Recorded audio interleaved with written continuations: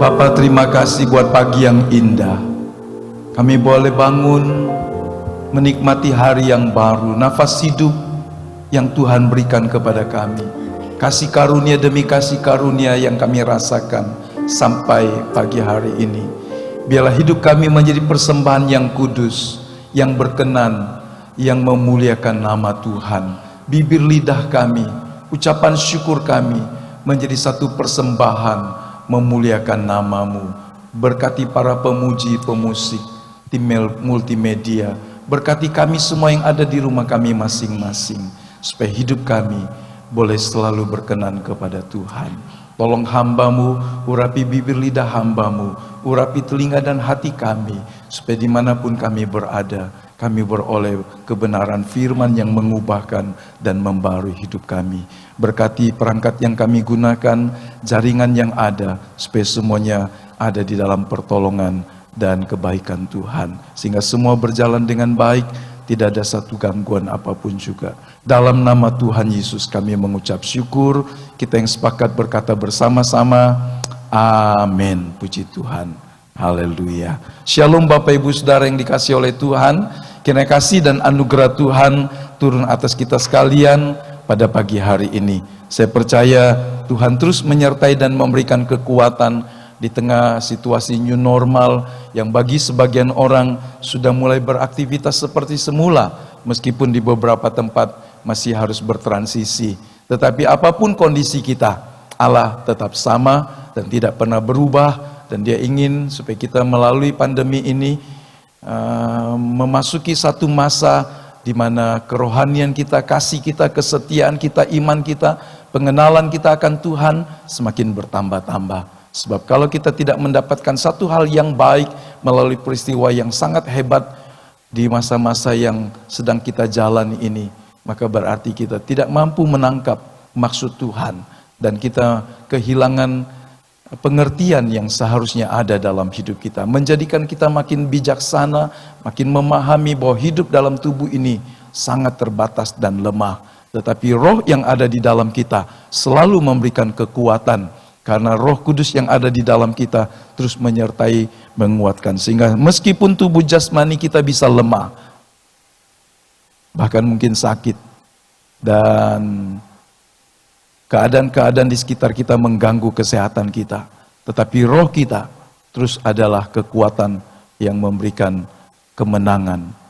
Oleh roh itu kita bisa hidup di dalam kebenaran Tuhan.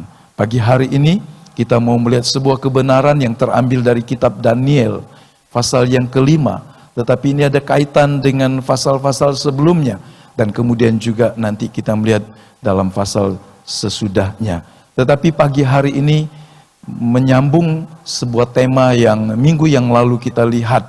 Ada jari-jari Allah, ada jejak jari Allah di dua loh batu yang menjadi dasar dari seluruh kebenaran. Dan di atas dasar kebenaran itulah kehidupan orang percaya harus dibangun dan diletakkan.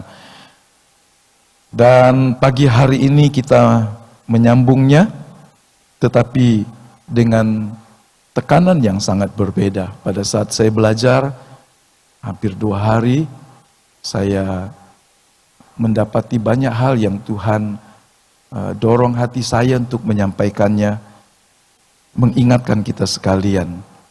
Jari Allah yang ada di dinding istana ini menggambarkan ada 3 hal yang kita mau lihat.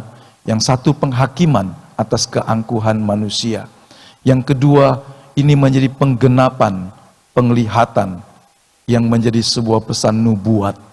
Jadi ini pewahyuan yang Allah singkapkan kepada Raja Nebukadnezar, tetapi dalam peristiwa ini kemudian kita melihat apa yang disampaikan lewat penglihatan dan mimpi yang diterjemahkan oleh Daniel, kemudian malam itu sebagiannya digenapi. Jadi ini sebuah peristiwa yang patut menjadi perhatian kita, dan kita juga dapati kebenaran ini. Ini contoh ketika orang memisahkan antara gabah yang kering, butiran yang kosong, dengan padi atau gandum yang berisi. Ini bicara tentang penampian di akhir zaman. Dari kitab Daniel ini kita melihat kebenaran yang harusnya membuat hidup kita makin bertumbuh, makin dekat dengan Tuhan. Mari kita melihat bagian yang pertama, penghakiman atas keangkuhan manusia. Saya tahu saya tidak bisa masuk sampai yang bagian kedua dan ketiga, karena waktunya terbatas. Hari ini beberapa gereja mungkin dengan izin dari Satgas di tingkat kecamatan mulai membuka kebaktian ya, dengan memenuhi protokol kesehatan. Saya masih terpaku dengan maksimal 30 orang dan kemudian waktunya juga dipersingkat. Jadi saya kurang tahu 20%, tapi maksimalnya 30 orang. Maka kalau kita terburu-buru membuat ibadah bersama di gereja juga dibatasi 30 orang. Kecuali mungkin ketentuannya diubah atau ada kelonggaran yang lebih. Sebab itu berarti masih akan ada juga kebaktian live di gereja dan kemudian masih juga disiarkan melalui Zoom di tempat Bapak Ibu Saudara masing-masing. Jadi berdoa dalam beberapa pekan ke depan jika keadaannya memungkinkan, mungkin bulan-bulan Juni, Juli mungkin maksud saya, Agustus, bahkan mungkin September baru ibadah normal bisa berjalan. Tetapi meskipun kita dibatasi dengan jarak, namun kita tetap dapat bersatu dalam roh kita dan juga melalui kemajuan teknologi informasi sekarang. Baik Bapak Ibu, karena dibatasi maka hanya pagi ini tentang satu hal ini saja, penghakiman atas keangkuhan manusia. Ingatlah, tidak pernah salah kalimat yang berkata, Amsal menegaskan bahwa kesombongan mendahului kehancuran atau kejatuhan. Ini juga yang terjadi. Kalau kita membaca pasal yang kelima, Daniel pasal yang kelima, mari kita membaca. Raja Belshazzar mengadakan perjamuan yang besar untuk para pembesarnya, 1000 orang jumlahnya. Di hadapan 1000 orang itu, ia minum-minum anggur. Dan dalam kemabukan anggur, Belshazzar memerintahkan orang membawa perkakas dari emas dan perak yang telah diambil oleh Nebukadnezar ayahnya dari dalam bait suci di Yerusalem, supaya raja dan para pembesar, para istri dan para gundik mereka minum dari perkakas itu. Kemudian dibawalah perkakas dari emas dan perak itu yang diambil dari dalam bait suci rumah Allah di Yerusalem, lalu raja dan para pembesarnya, para istri dan para gundik, mereka minum dari perkakas itu. Mereka minum anggur dan memuji-muji dewa-dewa dari emas dan perak, tembaga, besi, dan kayu dan batu. Jadi sementara mereka berpesta pora, mereka mengadakan sebuah perayaan yang pasti sangat meriah, 1000 orang, raja mengundang, dalam terjemahan bahasa Indonesia sehari-hari disebut bukan pesta besar, perjamuan besar, tetapi juga perjamuan yang besar dan mewah. Jadi ini sebuah kesempatan untuk raja ini memamerkan semua kehebatan kerajaannya yang sebetulnya dia warisi dari ayahnya.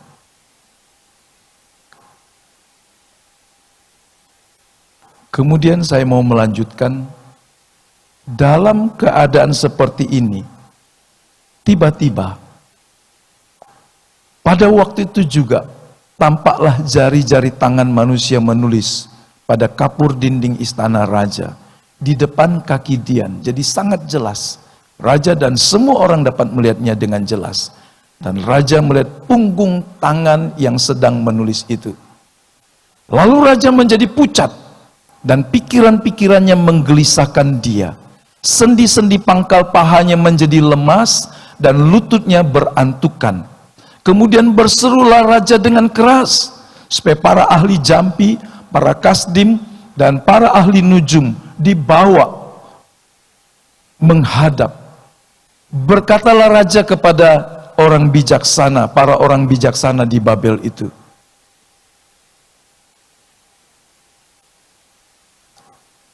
supaya dapat memberitahukan maknanya kepadaku, dan nanti akan diupahi.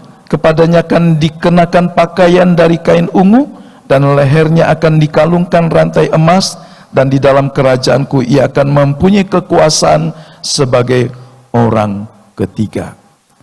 Kita tahu bahwa tidak ada seorang pun yang sanggup membaca, apalagi menerjemahkan kalimat yang sangat menggetarkan mereka, menggentarkan mereka di tengah-tengah suasana pesta yang dipenuhi dengan hawa nafsu itu.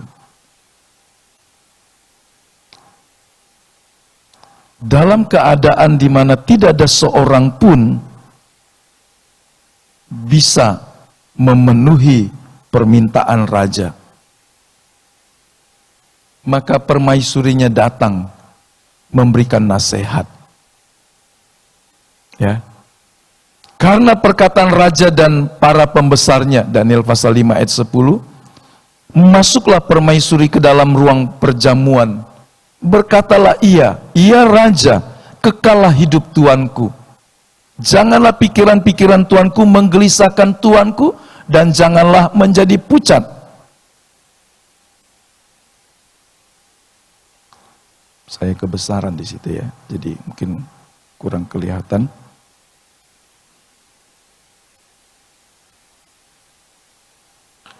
Ada seorang penuh dengan roh para dewa yang kudus. Dalam zaman ayah tuanku,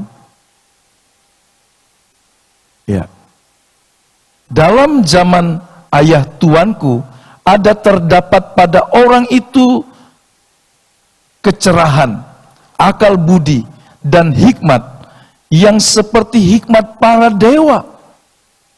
Ia telah diangkat oleh Raja Nebukadnezar ayah tuanku menjadi kepala orang-orang berilmu, para ahli jampi, para kasdim, dan para ahli nujum. Karena pada orang itu, perhatikan dalam ayat 12, karena pada orang itu terdapat roh yang luar biasa, dan pengetahuan dan akal budi, sehingga dapat menerangkan mimpi, menyingkapkan hal-hal yang tersembunyi, dan menguraikan kekusutan, yakni pada Daniel yang dinamai Belsyazar oleh raja. Baiklah sekarang Daniel dipanggil, dan ia akan memberitahukan maknanya. Jadi di dalam seluruh kerajaan tidak ada seorang pun yang dapat membaca, apalagi memaknai, mengartikan tulisan yang begitu menakutkan raja dan semua orang. Karena penglihatan itu membuat ia pucat pasi dan tulang-tulangnya berantukan. Kegentaran akan Allah turun atas orang-orang pada saat itu. Dalam pada itu, ketika tidak ada seorang pun, maka permaisurinya mengetahui kebenaran. Dia berkata, di dalam kerajaan Tuanku ada seorang yang penuh dengan roh para dewa yang kudus. Ini sebuah pengakuan yang benar, sekaligus luar biasa. Ada seorang yang dipenuhi dengan roh para dewa yang kudus. Mereka belum tahu tentang roh Allah, dan mereka tahu yang lebih berkuasa dari manusia, yang lebih hebat adalah para dewa. Bukan dewa biasa, tetapi dewa yang kudus. Kemudian kita membaca, kemudian Daniel diperhadapkan, Daniel dipanggil, ya. Kita membaca dalam pasal yang kelima, ayat yang ke-13, kalau Bapak Ibu di rumah membacanya, mulai dari sana. Tapi saya lompat ayat 18 saja. Nanti saya mengajak kita memperhatikan ayat 13 dan 14.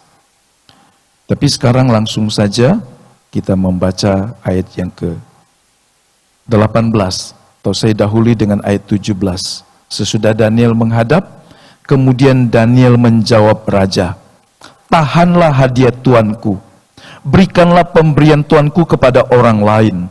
Namun demikian aku akan membaca tulisan itu bagi raja dan memberitahukan maknanya kepada tuanku. Ya tuanku raja, Allah yang Maha Tinggi telah memberikan kekuasaan sebagai raja, kebesaran, kemuliaan dan keluhuran kepada Nebukadnezar, ayah tuanku. Dan oleh karena kebesaran yang telah diberikannya kepadanya itu, maka takut dan gentarlah terhadap dia orang-orang dari segala bangsa, suku bangsa dan bahasa. Dibunuhnya siapa yang dikehendakinya, dan dibiarkannya hidup siapa yang dikehendakinya. Ditinggikannya siapa yang dikehendakinya, dan direndahkannya siapa yang dikehendakinya. Tetapi ketika ia menjadi tinggi hati dan keras kepala, sehingga berlaku terlalu angkuh, perhatikan, maka ia dijatuhkan dari tahta kerajaannya dan kemuliaannya diambil daripadanya." Daniel melanjutkannya dalam ayat 21, "Ia dihalau dari antara manusia dan hatinya menjadi sama seperti hati binatang dan tempat tinggalnya ada di antara keledai hutan. Kepadanya diberikan makanan rumput seperti kepada lembu dan tubuhnya basah oleh embun dari langit, sampai ia mengakui bahwa Allah yang Maha Tinggi berkuasa atas kerajaan manusia dan mengangkat siapa saja yang dikehendakinya untuk kedudukan itu. Tetapi tuanku Belsyazar," ayat 22, "anaknya tidak merendahkan diri, walaupun tuanku mengetahui semuanya itu." Tajam, tegas, langsung. "Tetapi tuanku Belsyazar, anaknya, tidak merendahkan diri, walaupun tuanku mengetahui semuanya ini. Tuanku meninggikan diri terhadap yang berkuasa di sorga. Segala perkakas baiknya dibawa orang kepada tuanku, lalu tuanku serta para pembesar tuanku, para istri dan para gundik tuanku telah minum anggur dari perkakas itu. Tuanku telah memuji-muji dewa-dewa dari perak dan emas, dari tembaga, besi, kayu dan batu, yang tidak dapat melihat atau mendengar atau mengetahui." Baca sama-sama saudara.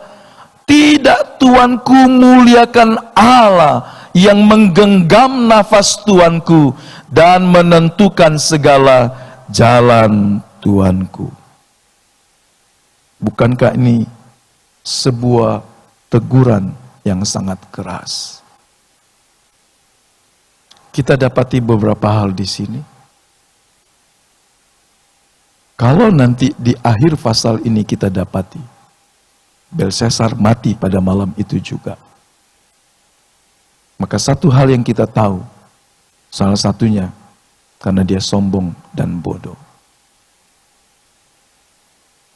Kesombongan menjadikan orang bodoh di hadapan Tuhan. Orang sombong tidak mau belajar dari pengalaman masa lalu. Ayahnya raja yang besar. Kalau kita membaca pasal 1, pasal 2, pasal 3, sampai pasal yang keempat, kita tahu Allah telah melakukan banyak hal dalam kehidupan Nebukadnezar, menundukkan dan menaklukkan raja yang besar ini, yang barusan tadi kita baca juga, sebuah sejarah mengingatkan lagi raja itu bagaimana ayahnya yang diberikan kekuasaan sehingga semua bangsa, ingat dia ada 120 kerajaan yang takluk di bawah pemerintahan Raja Babilonia ini. Dia melebar ke utara, ke selatan, ke banyak tempat, menaklukkan sampai ke Yerusalem, sampai ke Mesir. Jadi cakupannya yang semakin luas. Raja yang besar ini Allah taklukkan sampai dia memahami bahwa ada Raja Sorga yang jauh lebih berkuasa dari semua raja di bumi. Dan kekuasaan yang dia punya datangnya dari Raja Sorga. Tapi anaknya tidak mau belajar dari pengalaman ayahnya. Anaknya melupakan sejarah penting. Orang yang lupa sejarah, dari mana dia, siapa dia, apa yang sudah dia alami dan dia lakukan dan jalani, bisa menjadi orang yang kehilangan kebenaran dan prinsip. Ini anak yang kemudian mewarisi kerajaan yang besar dengan begitu saja. Tidak mau tahu bagaimana perjalanan sejarah kerajaannya. Tidak mau tahu peristiwa-peristiwa yang besar meskipun dia tahu. Tidak mau tahu itu bukan berarti tidak tahu. Dia tahu. Daniel menegaskannya, engkau tahu semuanya itu. Engkau mengerti semuanya itu. Tapi dia tidak mau tahu. Dia melupakan sejarah penting. Memang ada hal-hal yang kemarin, yang lalu, masa lampau, Anda harus lupakan. Sesudah Anda mengakui dan membereskannya, Tuhan mengampuni dosamu, Anda harus melupakannya. Tetapi tidak berarti kita melupakan hal-hal yang penting, yang bisa membuat kita makin bijak, makin mengerti. Karena kesalahan dan kekeliruan di masa lampau akan menjaga kita untuk berjalan dalam kebenaran.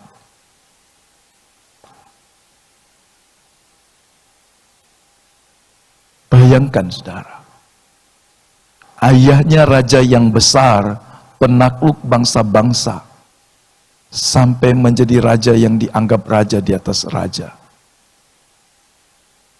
Sesudah dia mendapat penjelasan dari Daniel tentang mimpi yang dia dapat. Kalau kita membaca pasal yang kedua, dia bermimpi dan mimpinya menggelisahkan dia. Dia memanggil semua orang ahli dan hebat. Tapi tidak ada satupun yang bisa menceritakannya. Karena permintaannya sangat sulit. Semua orang berkata, para ahli, nujum, para kasdim, orang-orang hebat, orang-orang cerdik cendikia itu berkata, Raja ceritakan nanti kami tafsir mimpinya. Tapi dia bilang, aku nggak akan ceritakan. Tapi kamu harus ceritakan mimpiku. Ini permintaan yang dikatakan oleh para ahli di zaman itu. Tidak ada satu raja betapapun besarnya dia pernah meminta hal yang ini. Karena tidak ada satu manusia yang bisa mengerti apa yang dilihat orang dalam mimpinya. Kecuali dia yang di sorga, kecuali para dewa. Ini permintaan yang sangat tidak masuk akal. Tidak ada manusia yang dapat melakukannya. Raja marah. Dan kemudian dia berkata, kalau begitu semua lebih baik mati. Ancaman itu dikeluarkan. Dia mengutus tentaranya, mempersiapkan untuk membunuh semua ahli-ahli, para cerdik cendikia, ahli nujum. Termasuk juga orang-orang pandai di semua negerinya. Bayangkan saking kalap, saking gelisahnya dia. Mungkin saja dia tidak terlalu ingat detailnya. Mungkin saja dia sungguh-sungguh begitu takut dan gentar dengan pemandangan yang dia lihat dalam mimpinya. Singkat cerita kemudian Daniel mendengar peristiwa itu. Berdoa kepada Tuhan. Dan Tuhan memberikan hikmat. Memberikan penjelasan. Dan kemudian Daniel berkata kepada Ariok, bawa saya menghadap raja. Saya tahu apa yang dilihat oleh raja dalam penglihatan malamnya. Dan kemudian Daniel menceritakan semua. Termasuk maknanya. Dan apa respon raja yang hebat ini. Mari kita baca. Ayat 46 Daniel pasal 2. Lalu sujudlah Raja Nebukadnezar serta menyembah Daniel. Karena dia mengerti yang disembahnya ini bukan manusia biasa. Tetapi roh para dewa memberikan kepadanya sesuatu yang istimewa. Sehingga raja yang besar ini tidak sungkan, tidak malu, tidak gengsi. Dia sujud menyembah kepada Daniel. Karena Daniel menceritakan apa yang dilihatnya. Penglihatan malam yang menggelisahkan itu diceritakan Daniel dengan tepat. Dan semua maknanya juga dititahkannya mempersembahkan korban dan bau-bauan kepadanya. Dia memperlakukan Daniel seperti dewa. Semua orang tahu. Semua para cerdik-cendikia tahu. Ini semua menjadi berita yang besar di kerajaan itu. Pada saat Daniel diangkat bersama temannya Sadrak, Mesak, dan Abednego, mereka diberikan kedudukan yang besar. Berkatalah raja kepada Daniel, sesungguhnya Allahmu itu Allah yang mengatasi segala ilah, dan yang berkuasa atas segala raja, dan yang menyingkapkan rahasia-rahasia, dan seterusnya. Jadi anaknya tahu peristiwa ini. Karenanya ayat 22 tadi Daniel berkata, engkau tahu semuanya itu ya raja, tapi engkau tidak memperhatikan itu.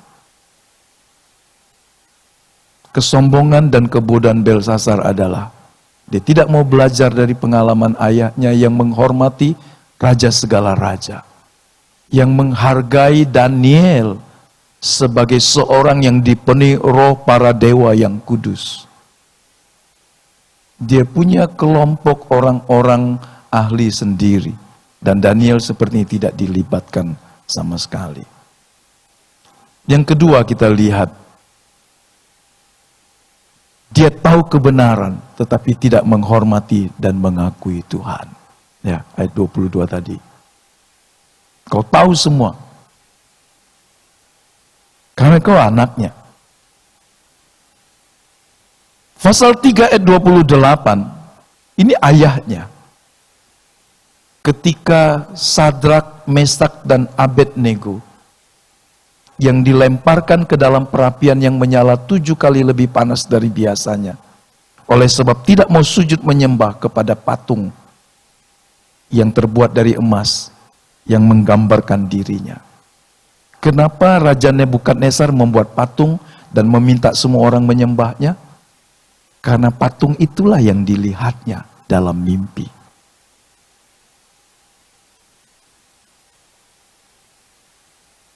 Tapi ketika 3 pemuda Ibrani yang penuh iman, sekaligus juga mereka pejabat tinggi negara, tetap tidak mau, maka kemudian mereka yang lolos dari api menjadi saksi yang hidup. Sehingga raja kemudian berkata, sesudah menguji 3 orang ini, bau hangus tidak ada di rambut, di baju, padahal mereka dilemparkan ke dalam perapian yang menyala, dan algojo yang melemparkannya sendiri mati. Tapi orang yang dicemplungkan dalam api tidak mati. Dicemplungkan 3 orang, tetapi mereka melihat yang berjalan-jalan dalam api berapa orang? Ada 4. Ada yang menyertai mereka. Sehingga raja ini kagum. Dalam kemarahannya langsung berubah menjadi kekaguman dan hormat. Memang manusia itu cepat berubah. Di pasal sebelumnya, waktu Daniel menyingkapkan kebenaran, dia sujud menyembah kepada Daniel, menghormati Allah. Tapi waktu 3 pemuda ini tidak mau sujud menyembah kepada patungnya, dia marah. Tetapi ketika mereka membuktikan imannya kepada Tuhan, dan Tuhan menyelamatkan mereka, raja ini kagum. Perhatikan ayat 29. Sebab itu, ini raja mengeluarkan perintah bahwa setiap orang dari bangsa, suku bangsa atau bahasa manapun yang mengucapkan penghinaan terhadap Allahnya Sadrak, Mesak, dan Abednego akan dipenggal-penggal, dan rumahnya akan dirobohkan menjadi timbunan puing. Ayat 37. Jadi sekarang aku Nebukadnezar memuji dan meninggikan dan memuliakan Raja Sorga, yang segala perbuatannya adalah benar dan jalan-jalannya adalah adil, dan yang sanggup merendahkan mereka yang berlaku congkak. Dia congkak dan Allah merendahkan dia. Sampai dia mengaku itu semua. Tapi anaknya tahu kebenaran, tidak menghormati Tuhan. Dari mana kita tahu? Dari ayat yang tadi kita baca. Sebelum kita baca ayat itu, saya memberikan selintas gambaran kemah suci. Kemah suci di zaman Musa. Ya. Nggak kelihatan di situ ya, karena nggak di situ. Kemah suci di zaman Musa, Bapak Ibu bisa lihat di gambarnya kan? Ada pelataran, kemudian ada ruang tertutup yang disebut ruang suci dan maha suci. Di ruang yang tertutup ini ada peralatan yang semuanya terbuat dari emas dan tidak ada seorang pun bebas keluar masuk ke sana. Hanya imam-imam yang setelah mengadakan pendamaian pengudusan bisa melakukan pelayanan di sana, mengganti roti setiap hari, memperhatikan nyala api di sana, karena ada 7 pelita yang selalu harus bersinar. Ada roti sajian, 6 tumpuk, yaitu 2 sisi, 6 tumpuk. Kemudian di depan lagi, sebelum masuk ke tabir, mendekat yang tabir di ruang terdalam, ada sebuah mezbah yang semuanya terbuat dari emas. Disitulah dibakar ukupan wangi-wangian yang orang tidak boleh menghirup wanginya dupa itu. Mereka yang buatnya pun tidak boleh menghirup. Semua barang di dalam ini, terlebih yang di dalam sekali, yang disebut ruang Maha Kudus, tertutup dan gelap. Tidak ada cahaya kecuali kemuliaan Allah. Di situ hanya ada peti yang di dalamnya ada buli-buli yang berisi mana, sebagai sebuah sejarah untuk mengingatkan mereka, bangsa Israel. Kemudian ada tongkat Harun yang bertunas, dan kemudian ada 2 loh batu yang berisi 10 firman. Dan ada 2 kerup yang menjaganya. Semua barang itu dilapisi dengan emas. Hanya 1 tahun 1 kali imam besar masuk ke tempat itu. Tapi di ruang kudus, para imam bisa masuk dengan mengadakan penyucian-penyucian. Dan kalau kita bikin insetnya, kita lihat lebih jelas lagi, maka di situ ada peralatan-peralatannya yang saya sebutkan. Ada meja roti sajian, ada pelita emas, dan kemudian ada mezbah dupa. Tuhan mengkhususkan keturunan imam dari Bani Kehat untuk mengurus semuanya. Kalau kita membaca Alkitab, mereka hanya bisa mengangkatnya setelah imam-imam menutupi semua peralatan kudus itu. Tetapi raja yang sombong dan bodoh ini dalam kemabukannya memerintahkan pegawainya untuk membawa keluar perkakas bait suci yang pada waktu ayahnya menaklukkan Yerusalem yang pertama, mengambil sebagian perangkat itu. Ayahnya menghormati, saudara, sehingga barang-barang dari bait suci itu tidak dipakai untuk keperluan sehari-hari, tetapi ditaruh di rumah dewanya di Sinear. Itu ada dalam pasal 1. Nah, tetapi raja ini memakai perkakas kudus untuk mabuk-mabukan. Bilangan pasal 4 ayat 4 berkata, pekerjaan jabatan orang Kehat di kemah pertemuan ialah mengurus barang-barang yang maha kudus. Ini bukan sekedar barang kudus, tetapi barang-barang maha kudus. Setelah Harun dan anak-anaknya selesai menudungi barang-barang kudus dan segala perkakas tempat kudus, pada waktu perkemahan akan berangkat, barulah orang Kehat boleh masuk ke dalam. Jadi semua sudah tertutup, nggak bisa dilihat oleh mereka. Tapi janganlah mereka kena kepada barang-barang kudus itu, nanti mereka mati. Jadi itulah barang-barang di kemah pertemuan yang harus diangkat Bani Kehat. Jadi Bani Kehat cuma bisa mengangkat setelah barangnya diberesi dan ditutupi dengan kain oleh Harun dan anak-anaknya. Tetapi raja yang bodoh dan sombong ini menggunakan untuk bermabuk-mabukan. Bukan memuja Tuhan Allah Raja semesta alam yang disembah dan dihormati ayahnya, tetapi justru raja bodoh dan sombong ini menyembah, memuja dewa-dewa dari batu, dari kayu, dari emas, perak, yang tidak bisa mendengar dan tidak bisa melihat. Jadi sangat menyakiti hati Tuhan, sangat menghina Tuhan, menggunakan peralatan yang kudus untuk memuliakan, menyembah dewa-dewa yang tidak bisa mendengar dan melihat. Jadi dia meninggikan dirinya dan menghina Tuhan yang maha tinggi. Sudah malam itu juga Belsasar mati terbunuh. Dan penglihatan Nabi Daniel dalam pasal yang ketiga, pasal 2, maksud saya ayat 32 dan 33 digenapi. Apa yang dilihat oleh Daniel? Ayat 32, Daniel pasal 2, adapun patung itu kepalanya dari emas tua, dada dan lengannya dari perak, perut dan pinggangnya dari tembaga, sedang pahanya dari besi, dengan kakinya sebagian dari besi, sebagian lagi dari tanah liat. Ini sebuah pemandangan yang dilihat oleh Raja Nebukadnezar yang membuat dia gentar dan bingung. Karena ketika dia melihat tiba-tiba ada satu batu yang datangnya dari mana, nggak tahu.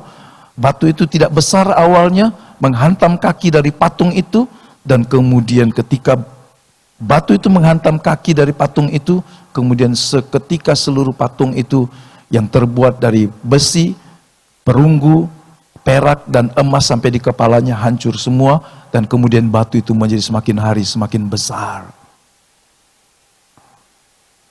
Orang mengartikan patung yang dilihat oleh raja ini, yang kepalanya dari emas, itu tentang kerajaan-kerajaan pada zamannya. Ini kerajaan Kasdim atau Babilonia yang berkuasa dari sejak tahun 605 sebelum Kristus sampai 539. Tetapi dadanya itu terbuat dari barang yang lebih rendah kualitasnya. Bukan emas, tetapi dari perak. Ini terbagi dua. Kerajaannya itu pecah, disebut kerajaan Media Persia. Berkuasa dari zaman 539 sampai 382 sebelum Kristus. Kemudian perut dan pinggangnya terbuat dari perunggu.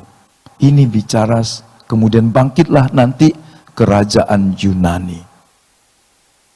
Alexander Agung dan sebagainya ada di sana. Kemudian paha besi, ini kerajaan Romawi yang kemudian muncul. Dan kemudian pada akhirnya kaki yang sebagian besi dan sebagian dari tanah liat itu kerajaan dan bangsa-bangsa Eropa dari tahun 476 Masehi sampai hari ini. Di mana ada kerajaan Ottoman dan sebagainya, Anda bisa nanti lihat lebih jauh. Jadi apa yang dilihat oleh ayahnya, dari kepala emas kemudian turun menjadi perak, malam itu terjadi. Kalau kita membaca Daniel pasal yang ke-5 ayat yang ke-30, pada malam itu juga terbunuhlah Belsasar, raja orang Kasdim itu. Baru nanti dalam bahasa Indonesia ayat 6, pasal 6 ayat 1 disambung. Darius orang Media menerima pemerintahan ketika ia berumur 62 tahun. Tapi dalam hampir semua versi bahasa Inggris, ayat 1 dari pasal 6 ini digabungkan dengan pasal 5, sehingga ada pasal 5 ayat 31. Jadi ini semacam sebuah peristiwa ketika matinya Raja Belsasar terbunuh malam itu, kemudian ada sebuah huru-hara pastinya, mungkin sebuah peperangan, pertumpahan darah, sehingga kerajaan itu terpecah, dan yang menjadi raja adalah Darius, Raja Media Persia. Apa yang kita baca?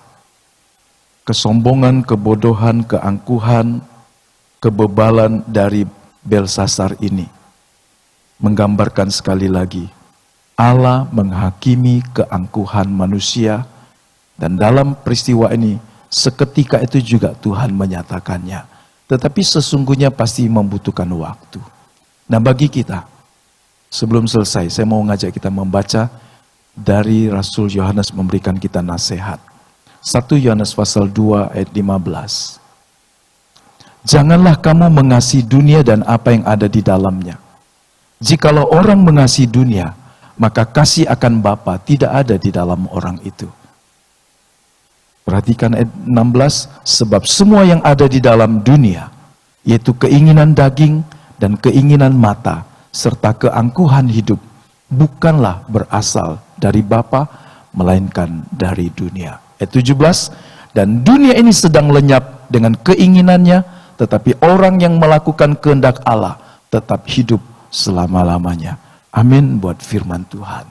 Lakukanlah kehendak Bapa seumur hidupmu. Dan jangan membiarkan keinginan daging, keinginan mata, keangkuhan hidup membuat engkau kehilangan kasih Allah dalam hidupmu. Sebab hidup manusia hanya seperti sebuah cawan, sebuah pinggan, sebuah bejana yang kalau di dalamnya penuh dengan kasih akan dunia, Anda tidak memiliki tempat lagi di hatimu untuk kasih Allah memenuhi dan menguasai hatimu. Tuhan tolong kita sekalian, meskipun kita hidup dalam dunia, tetapi biarlah hati dan hidup kita dipenuhi kasih akan Allah semata-mata. Yang merindukan kasih Allah tercurah menguasai, memampukan dia mengalahkan keinginan daging, keinginan mata, dan keangkuhan hidup. Mari kita berdiri bersama berdoa, berkata kepada Tuhan, penuhi saya Tuhan dengan kasih-Mu, dengan kuasa-Mu. Penuhi saya Tuhan dengan pengenalan akan Engkau, supaya tidak menjadi bebal dan bodoh, tidak sombong, tidak melupakan kebenaran firman Allah, tidak melupakan ajaran orang tua, tidak melupakan ajaran firman Tuhan, tetapi sungguh-sungguh melakukan firman Allah. Tuhan terus menolong kita dari hari ke hari. Haleluya. Sebelum kita tutup dengan lagu, saya mau berdoa buat kita semua. Sementara Bapak Ibu sebagai kepala keluarga, entahkah suami atau istri terhadap anak-anaknya, berdoa bagi seisi keluargamu. Sebab Allah menyatakan penghakimannya kepada keangkuhan manusia. Dari sejak zaman Nebukadnezar, Belsasar, sampai hari ini. Pandemi ini sekali lagi, bagaimanapun juga, menunjukkan betapa terbatasnya manusia. Hidup kita ada dalam tangan Tuhan. Biarlah serahkan hidup ini kepada Tuhan senantiasa. Karena Dia pemilik, Dia penebus hidupmu. Haleluya. Bapa, ini doa kami pagi hari ini. Apa yang selintas kami pelajari, bagian pertama dari sebuah kebenaran yang akan kami bahas, yang kami akan dalami pada hari-hari ke depan, memberikan kepada kami dorongan untuk mencari Tuhan, mengingat, merenungkan dan melakukan firman-Mu dengan sungguh-sungguh. Karena kami tahu Tuhan sudah berbicara kepada nenek moyang kami, Tuhan sudah berbicara kepada para nabi-Mu, kepada orang-orang kudus di masa lampau. Kami yang hidup di generasi sekarang, biarlah kami menjadi bijak, tidak bebal, tidak mengabaikan setiap perintah dan kebenaran firman yang tertulis bagi kami. Pengalaman-pengalaman hidup orang-orang yang gagal dan hancur dan dihukum Tuhan mengingatkan kami bagaimana kami harus hidup mengasihi Tuhan dan melakukan kehendak-Mu dengan sungguh-sungguh, supaya kami tetap ada di hadapan Tuhan. Langit bumi akan berlalu, Semua sedang digoncangkan, tetapi kerajaan Allah yang tidak pernah tergoncangkan semakin menguasai hati kami, hidup kami. Bahkan jagat raya ini dipenuhi dengan pengenalan akan Allah yang Maha Kuasa.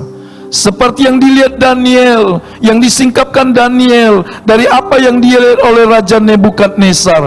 Batu itu menghancurkan bagian kaki dari patung itu, dan bertambah hari bertambah besar sampai menguasai seluruh penjuru bumi. Itulah kerajaan Allah. Biarlah hidup kami menjadi tempat di mana Allah bertahta menjadi Raja. Tolong kami ingin menaklukkan dan menundukkan kesombongan, keangkuhan kami, ketidakpedulian kami, kebodohan kami, supaya Engkau menolong kami ya Tuhan, memberikan hikmat, kecerdasan, seperti Daniel yang diurapi dengan Roh yang kudus, sehingga dapat mengerti peristiwa-peristiwa yang tersembunyi. Biarlah Tuhan ajari kami juga dengan hikmat Roh Kudus untuk memahami apa yang terjadi dalam hidup kami hari ini dan seterusnya, supaya apabila semuanya berlalu, kami boleh tetap ada di hadapan Tuhan. Berkati setiap pria dan wanita, kepala keluarga, para suami istri bersama anak-anak di rumah masing-masing, dimanapun kami pagi hari ini berada. Tuhan menolong kami, berikan kami hati yang selalu melekat kepada Tuhan. Kasih Kristus turun atas kami sekalian. Terima kasih banyak Bapa, terima kasih. Kami mengucap syukur, mempersembahkan doa kami, syukur kami kepada Tuhan Allah di tempat yang Maha Kudus. Kekasih-kekasih Tuhan, terimalah berkat yang sempurna dari Allah Bapa, kasih dan anugerah dari Tuhan kita Yesus Kristus, persekutuan penyertaan pengurapan Roh Kudus menyertai kita sekalian pagi hari ini, besok, sampai Maranatha Tuhan datang kali yang kedua dan kita dibawa masuk ke rumahnya yang kekal. Haleluya, haleluya, amin.